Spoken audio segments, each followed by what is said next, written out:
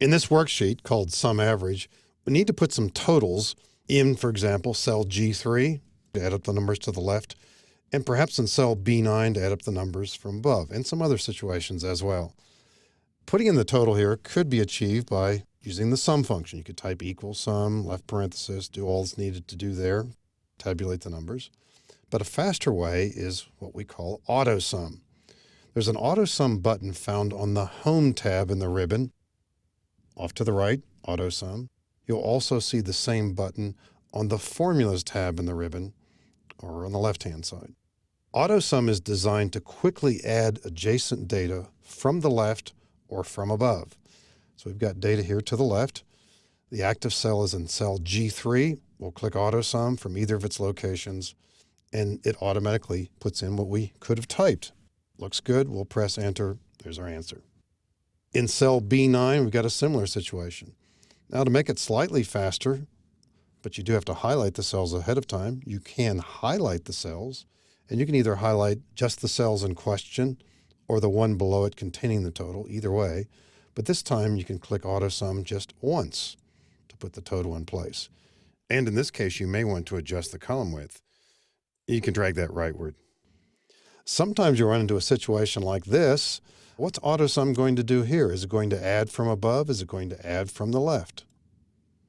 AutoSum always looks upward first. So if we click AutoSum here, we'll see this prompt. And if we don't want to add those two, but we want to add the cells to the left, we'll simply use the mouse and select the cells to the left, and then press Enter. And with larger amounts of data, you may have a situation here. What if you wanted to add up these cells here, but also the ones below? You could certainly put in the entry here and then copy it downward, but why not highlight these cells ahead of time?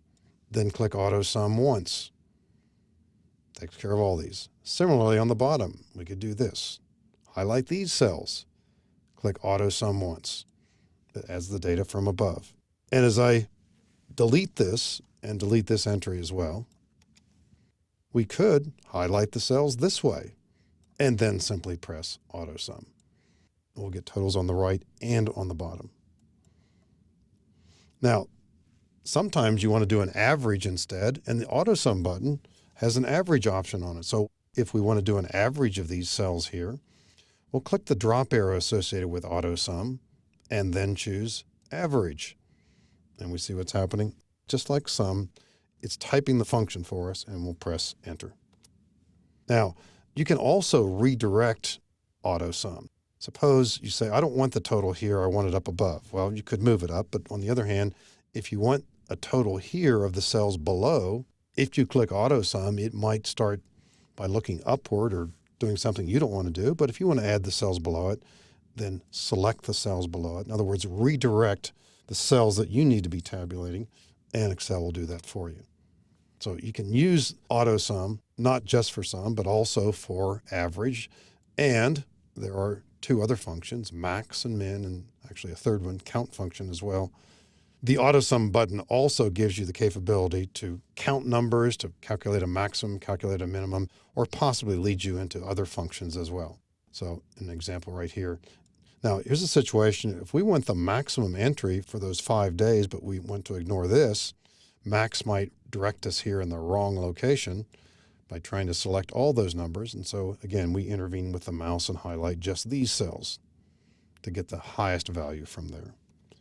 So any number of occasions when using formulas that use common tabulating needs like sum and average, and to a lesser extent max and min and counting numbers, we can use the AutoSum button and its variations.